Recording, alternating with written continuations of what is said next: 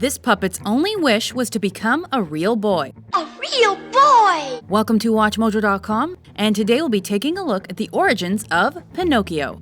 This famous puppet made his debut in an 1881 Italian serial, and the character was further developed 2 years later in the children's novel The Adventures of Pinocchio. Italian children's writer Carlo Lorenzini originally brought Pinocchio to life and was best known for captivating audiences under the pen name Carlo Collodi. Collodi's fantasy tale began with an aging woodcarver named Mr. Antonio, who found a block of talking wood. Though he planned to use it for the leg of a table, he instead gave it to a younger woodcarver named Geppetto, who decided to use it to create a wooden puppet. The talking wood soon became a troublemaking marionette. Hey!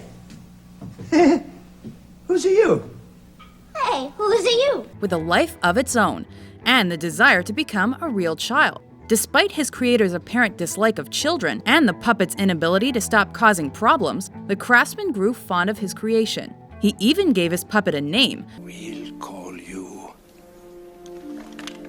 Pinocchio, Which was likely derived from the Italian word nocchio, meaning a knot of wood. Pinocchio's most iconic and beloved characteristic was his inability to lie without his nose sprouting from his head. Weren't you afraid? No, ma'am, but they tied me in a big sack. This became a highly recognizable, popular, and long-lasting element of the story, and is now a part of popular culture.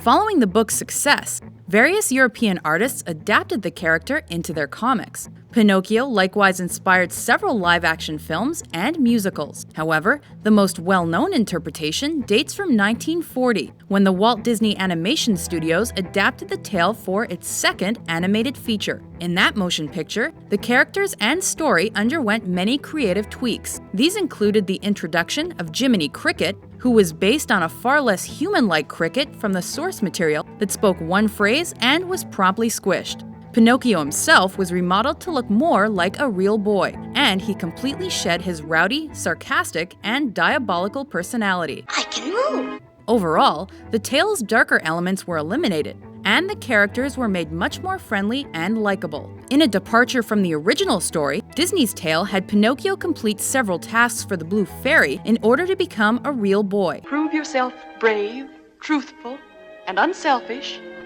and someday you will be a real boy. Since he didn't have a conscience, Jiminy Cricket was given the job. Maybe you and I had better have a little heart-to-heart talk. Why?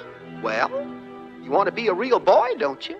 In another change from the source material, Disney's Geppetto was ready to accept and love the wooden puppet as his own son almost immediately. However, Pinocchio was misled by several characters who led him down a dark path of gambling, smoking, and drinking at Pleasure Island. That magical place was imbued with the power to turn misbehaving boys into donkeys. Fortunately, Pinocchio escaped and discovered that Geppetto had ventured out to rescue him, but was swallowed by a whale. Determined to save his father, the puppet traveled to the bottom of the sea, where he sacrificed his own life to save Geppetto's. Due to this selfless act, the Blue Fairy brought Pinocchio back to life as a real boy. Though this journey differed from that presented in the original literary work, both versions shared many similarities. Pinocchio is an iconic character and the star of a fantasy tale about self-discovery and self-improvement. He remains a popular literary icon, even if he is best recognized for his animated incarnation. I'm a real boy! You're alive. And you are a real boy. Hey! A real life boy. This calls for a celebration.